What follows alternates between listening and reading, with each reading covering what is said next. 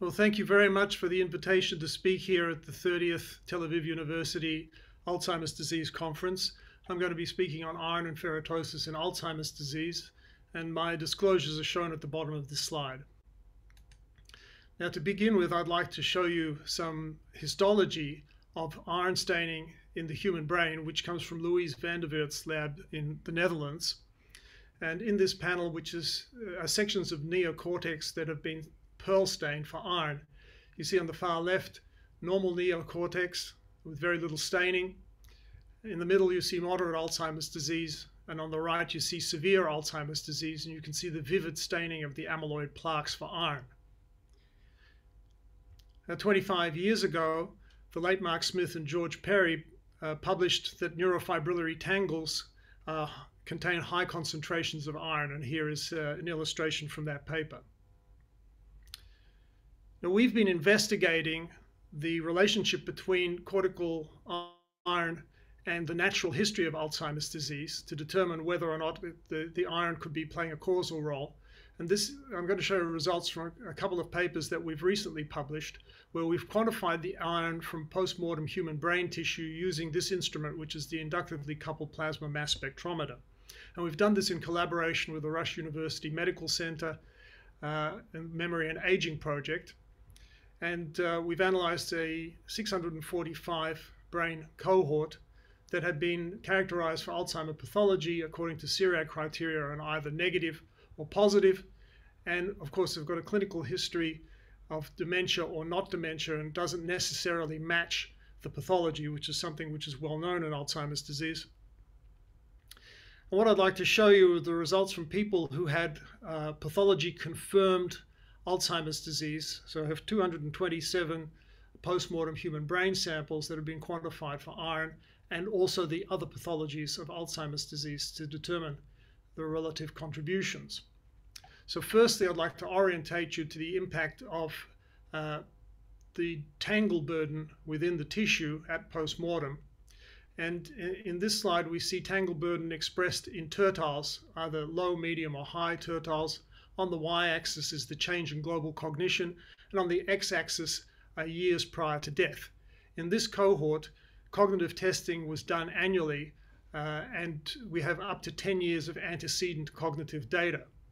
And what we can see is that people with the highest burden of neurofibrillary tangles have got a more accelerated onset of cognitive decline. And this is actually known, but it orientates ourselves that we've got this control within the tissue. But in contrast, the burden of amyloid plaque made no difference. It did not appear to be related to the rate of antecedent cognitive decline.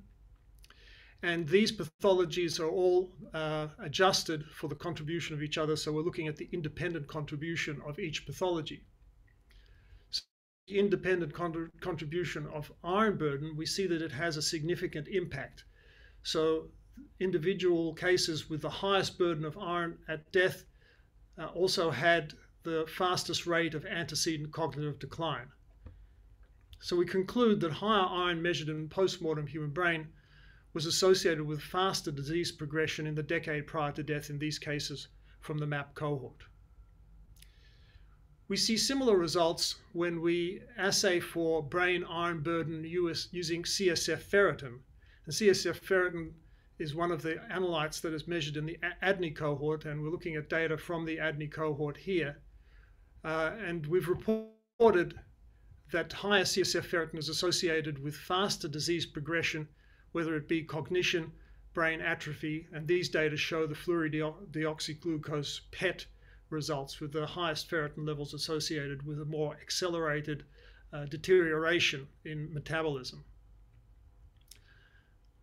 Brain iron can also be imaged by MRI technology, and we've used quantitative susceptibility mapping as one of the modalities. You see on the right a picture of the mean changes within the brain comparing Alzheimer's disease to controls, and the regions in red are those with the highest levels of brain iron compared to the controls, and this is comparing 117 subjects who have been followed up every 1.5 years for over a 6-year interval.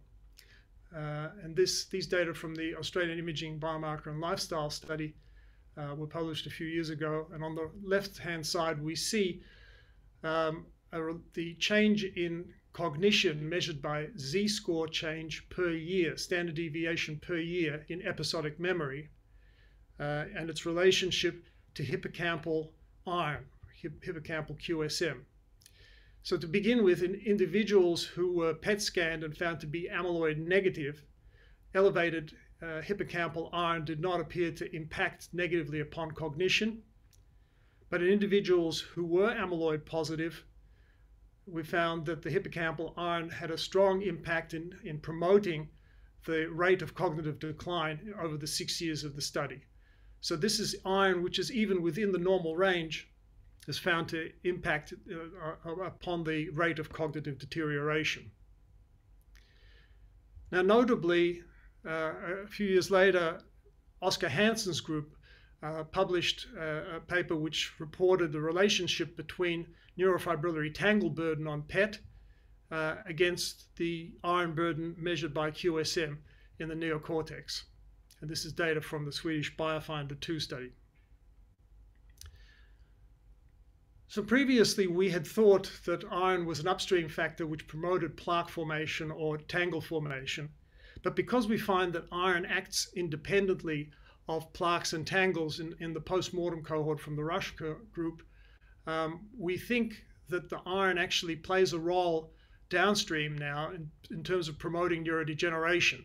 And that what matters is that a lower level of iron is associated with less neurodegeneration, a higher level with more neurodegeneration, and that it can be within the normal range, but the more iron appears to be associated with an adverse outcome. And we hypothesize that ferrptosis could be the mechanism of neurodegeneration that's involved here, and I'll explain that as we go along. Importantly, iron levels within the brain rise with normal aging. And this is the first study of its kind over 60 years ago, quantifying the levels of iron in brain over the human lifespan. You can see the iron levels rise rapidly in childhood and plateau in early adulthood, but nevertheless drift upwards with advanced age and continue to rise throughout the human lifespan. This has been corroborated in many studies, especially using imaging, and I'll show a lifespan study of brain iron imaging in the lower panel. It's also been corroborated in mice and rats and other mammalian species that have been investigated. And these papers are just a sampling of the number of papers that have been reported that corroborate that brain iron levels rise with aging. So it seems to be a very highly validated phenomenon. And imaging has been used to actually map the brain iron deposition throughout the human lifespan. This has been corroborated at 7T. And this shows you data from a paper from Peter Nestor's lab, which mapped the regions of iron accumulation in the brain that rise with aging. And the regions that are most elevated are the ones where you see significant atrophy in Alzheimer's disease. So iron can be hazardous through a number of mechanisms. Iron forms the hydroxyl radical, which damages any analyte that it decays next to. Iron can also promote the degradation of the antioxidant transcription factor HIF1 alpha. But we've become intrigued in the possibility that the elevation of brain iron with aging could feed into a form of programmed cell death that was described now 10 years ago called ferrptosis. And ferrptosis is a form of altruistic suicide, which is a protection against malignancy and infection. So to drill down a little bit into the mechanism of ferrptosis, this is the core reaction that occurs where cytoplasmic ferrous iron reacts with polyunsaturated fatty acids in the plasma membrane to form lipid peroxides. And the lipid peroxides are responsible for a radical chain reaction that propagates throughout the membrane of the cell and ruptures the cell membrane, leading to cell death. The signal can actually be propagated through neighboring cells so that there is a wave of death throughout the tissue. Now, there are small molecules that are radical trapping agents that can block the lipid peroxide radical propagation. And a commonly used reference compound is liproxtatin, which has got a low nanomolar efficacy, and vitamin E, which is much weaker and is needed to be used in the high micromolar range. But also iron chelation is another way of blocking ferroptosis. And the ferroptotic pathway is regulated through many other facets, which are not illustrated on this slide, but it's quite a complex pathway with many ramifications. But lipid peroxides can generate reactive aldehydes that include 4-hydroxynonenal and malondialdehyde. And these reactive aldehydes can react with species such as proteins, leading to cross-linking. And this has been reported in the literature as potentially contributing to plaque formation, to tangle formation, and Lewy bodies. Glutathione plays a key role in regulating ferroptosis as being the substrate for the checkpoint enzyme glutathione peroxidase 4. Glutathione peroxidase 4 is a selenium-dependent protein, which is the chief mechanism for blocking the radical propagation of lipid peroxides. Experimentally, ferroptosis can be induced with small molecules such as elastin, which lowers cellular glutathione by blocking the uptake of cysteine through the cysteine glutamate antiporter. And RSL3 is used to intoxicate glutathione peroxidase 4. So these two molecules will be using in experiments I'll show you in a little while. Importantly, ferroptosis is not merely caused by iron excess, but iron burden does increase the susceptibility to ferroptosis. And this is illustrated in this experiment where neuronal cells have been exposed to elastin to induce ferroptosis. And you can see the kill curve in black. And when these cells have been co-incubated with a sublethal concentration of iron, you can see the kill curve is shifted markedly to the left. So despite the fact that the iron itself is not causing any toxicity, it potentiates the toxicity that's induced by elastin. Why is the brain so vulnerable to ferroptosis? Well, the brain contains high and dynamic iron concentrations. It contains postmitotic tissue, and ferroptosis can propagate through a wave of death so that neighboring cells, even if they're non-neuronal cells, can influence the neuronal cell survival. It has high oxygen turnover, which increases the likelihood of lipid peroxidation. It's got a high polyunsaturated fatty acid content, the substrate for ferroptosis, and I've emphasized that there is this age-dependent increase in tissue iron. And the features of Alzheimer's disease that are consistent with ferroptosis include a drop in the long-chain polyunsaturated fatty acids, a decrease in glutathione levels, the involvement of glutathione peroxidase 4, lipid peroxidation, which is a feature that has been very highly reproduced in literature, SAT1 elevation, increased lipoxygenase activity, iron accumulation, as I've mentioned, response to vitamin E, which is a result of a phase 3 clinical trial that I'll mention as we go along, and we're investigating the response to iron chelation in a clinical trial. This is an illustration from a paper from Paul Axelson's lab, which shows an amyloid plaque that has been stained in red for 4-hydroxynonenal, which is a lipid peroxidation product, to illustrate how vividly lipid peroxidation is associated with the proteinopathy of Alzheimer's disease. So we've been investigating the possibility that the genes implicated in Alzheimer's disease are involved with ferroptosis or iron metabolism.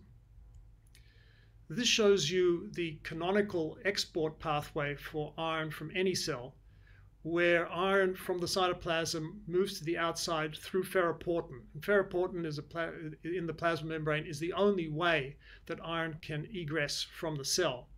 The iron is then loaded onto transferrin through the activity of ceruloplasmin, and this is how the iron is exported in the extracellular fluid.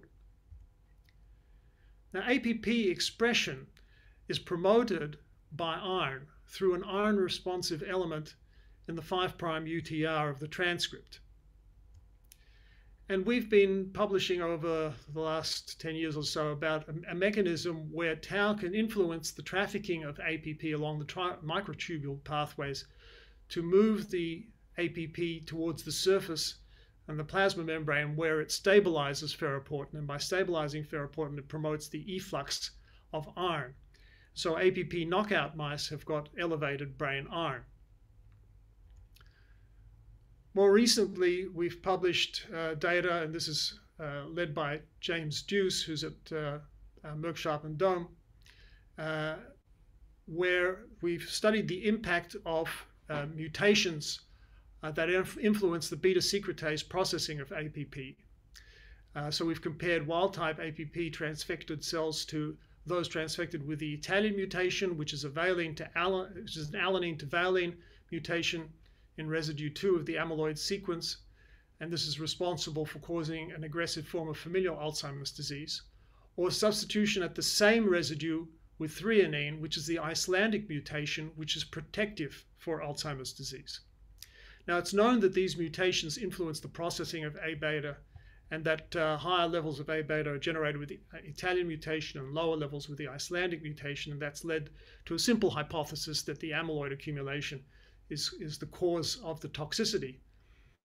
But we investigated the impact of these mutations on the retention of iron in cells in culture.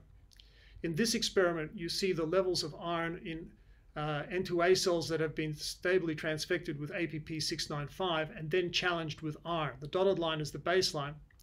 In the black bar, you see the elevation of iron that's induced by the challenge, and this is abolished by co-treatment with a BACE inhibitor B4.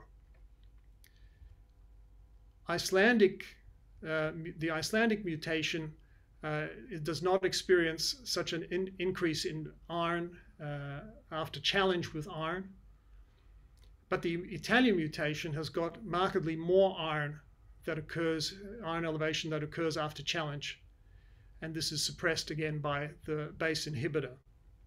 So this argues that on top of the influence on amyloid generation, that it's possible that the pathogenesis that's associated with these mutations is consistent with iron retention. We've recently published the impact of presenilin on ferrptosis, and this is the work of Mark Greeno and colleagues from my lab, which is online now, on cell death and differentiation. And I'll show you data where presenilin knockout mouse embryonic fibroblasts are shown to be sensitized to ferrptosis. So in this experiment, we intoxicate the cells on the x-axis with RSL3 to induce ferrptosis. In the black line, you see the response of the wild-type fibroblasts, so that's a kill curve. And in the red line, you see the sensitivity of the presenilin double knockout fibroblasts, far more sensitive to ferrptosis. When we test cells that have had wild-type human presenilin 1 transfected in, this nearly normalizes the kill curve towards that of the wild-type fibroblasts. But transfection with familial Alzheimer's disease mutants causes an either incomplete or no protection whatsoever. So these data argue that the familial Alzheimer's disease mutations of presenilin are a loss of function. And this activity is related to gamma secretase activity because if we treat the wild-type fibroblasts with DAPT, with gamma secretase inhibitor, we shift the kill curve to the left. So these cells are more sensitive to ferrptosis. As a control, we looked at the presenilin double knockout cells, and the DAPT has no influence on their survival, and this is because the presenilin double knockouts lack a gamma secretase. So as another control, we checked for the sensitivity of the cells to apoptosis, and we found that the presenilin double knockout fibroblasts are in fact less sensitive to apoptosis, in this case induced by camptothecin. So the sensitivity to ferrptosis induced by loss of presenilin appears to be selective. We looked at fibroblasts that were derived from healthy controls and from a presenilin mutant familial Alzheimer's disease case, and we found that the fibroblasts from the mutant are far more sensitive to ferrptosis, in this case induced by erastin, but also induced by RSL3. We wanted to do kill curves on iPSC cholinergic neurons that derive from familial cases, but it was not feasible because of the need for high concentrations of antioxidants in the cell cultures in order to generate the cholinergic neurons. but we could measure the selenium levels within the cells. And selenium levels were significantly decreased in presenilin mutant familial Alzheimer's disease neurons. And selenium is needed for the production of glutathione peroxidase 4. And glutathione peroxidase 4 levels were concomitantly decreased in these neurons in the mutants compared to the isogenic controls. And the main uptake pathway for selenium is through LRP8. And LRP8 binds with selenoprotein P to bring selenium into the cell. And here the levels of LRP8 in the neurons from the familial mutants were markedly decreased compared to the isogenic controls. Now it's known that LRP8 expression is induced by the Notch intracellular domain, which is also known to be generated by presenilin gamma secretase activity. And we found that if we silence Notch, that we do indeed get a decrease in both LRP8 and glutathione peroxidase 4. And conversely, if we transfect in the Notch intracellular domain, we get an increase in LRP8 expression in both wild-type and presenilin double knockout cells. So to put this all together, we believe that presenilin is acting at the level of Notch in order to influence ferritosis, and that the pathway looks like this. To begin with, presenilin's cleave Notch to generate the Notch intracellular domain, which is a transcription factor that promotes the production of LRP8. LRP8 is responsible for bringing selenium into the cell through binding selenoprotein P. The selenium is then degraded, the selenoprotein P is then degraded to selenocysteine, which is an amino acid which is needed for the production of the active site of glutathione peroxidase 4, and the glutathione peroxidase 4 is the checkpoint for ferritosis. So that's how we believe presenilins influence ferritosis in an indirect manner. That's already been hypothesized that the loss of presenilin function causes Alzheimer's-like neurodegeneration. And this is the work of Jia Shen and Ray Kelleher. They, for example, have studied presenilin conditional double knockout mice and found that there is an age-dependent atrophy of their brains. And we hypothesize that this atrophy is due to ferritosis, and we're investigating that. So to put this together in a model for the natural history of Alzheimer's disease, we believe that the constant elevation of brain iron with aging, which is a needless accumulation of iron, is responsible for elevating iron to a point where ferritosis becomes inevitable in the neocortex, and that this is responsible for the neurodegeneration component of non-familial Alzheimer's disease. But in the case of presenilin mutations causing familial Alzheimer's disease, ferritosis becomes inevitable at a much earlier age.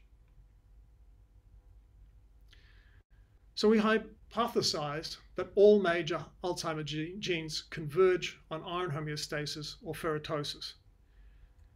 And most recently, we've reported that apolipoprotein E is the most potent inhibitor of ferritosis yet identified. And this is data from a paper in Molecular Psychiatry, which is currently online. And we see that cells that have been intoxicated with erastin to induce ferritosis can be rescued by liproxtatin, which is the control reference compound, and can also be rescued by lower concentrations of apolipoprotein E. And we believe that the lower levels of apolipoprotein E seen in the E4 carriers are responsible for enabling more ferritosis to occur as a result of carrying that allele. So I've shown you evidence that APP, tau, presenilin, and apolipoprotein E are each involved in iron homeostasis or ferritosis. And because ferritosis is a defense against cancer and infection, we predict that Alzheimer's disease genes will feature in innate immunity and cancer biology. So to finish off, I'd like to have a word about therapeutics. And there have been several reports that treatment with iron chelation can rescue the phenotype of Alzheimer models. Intramuscular desferrioxamine has been reported in a phase 2 clinical trial to improve the outcome in patients with Alzheimer's disease. Vitamin E has been reported to ameliorate cognitive decline in a phase 3 clinical trial. It's one of the few phase 3 clinical trials where there's been a benefit of the treatment in Alzheimer's disease. We were intrigued by the report of David De Vos's lab of a phase 2 clinical trial with deferrprone, an orally bioavailable iron chelator, which improved the deterioration in Parkinson's disease, and is currently going through phase 3 testing, which should be reported this year. And as a result, we mounted our own phase 2 clinical trial of deferrprone to treat Alzheimer's disease. This study is going to be completed this year, and unfortunately, because of the pandemic, we couldn't hit the milestone that we wanted in terms of the number of randomized subjects, but we will report what findings we find in this double-blinded study. So with that, I'd like to credit the collaborators I've had over many years. And I've particularly highlighted the collaboration with Julie Schneider, the late Martha Claire Morris, and the Rush University Medical Center team. And I'm grateful for the support of these agencies. And thank you very much for your attention, and kol tov.